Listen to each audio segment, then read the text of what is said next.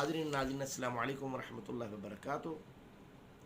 حدیث ثقلین کے عنوان سے آج ہماری چھٹی گفتگو کا سلسلہ ہے، نشست ہے۔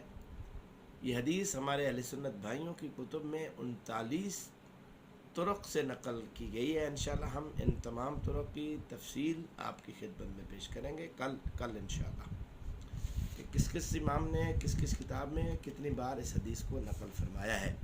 آج ہم ابن شاہزان سے اسی حدیث مقدس کے سلسلے میں ایک مختصر سی گفتگو کریں گے۔ ابن شاہزان نے اس کو رسول اکرم صلی اللہ علیہ وآلہ وسلم سے نقل کیا ہے۔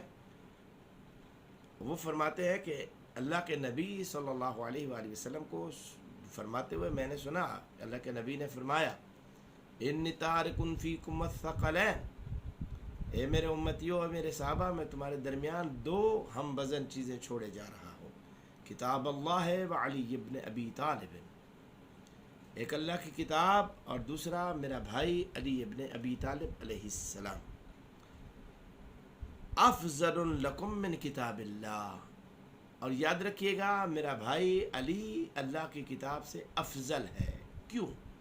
لأنہ مترجم لکم عن کتاب اللہ، چونکہ وہ آپ کے بیچ میں اللہ کی کتاب کا مترجم ہے تمہارے درمیان۔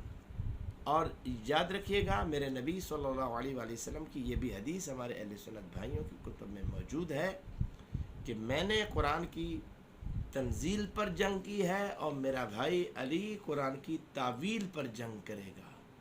یعنی گویا تعویل وہی کر سکتا ہے جسے قرآن نے راسخون فی العلم قرار دیا ہو، اور اس لیے فرمایا کہ میں تمہارے درمیان دو چیزیں چھوڑ کے جا رہا ہوں، قرآن اور اہل بیت، یا قرآن اور علی، چونکہ اہل بیت کا سب سے سرکردہ شخصیت امام علی ابن ابی طالب علیہ السلام ہے، اور اس کے بعد ان کی اولاد۔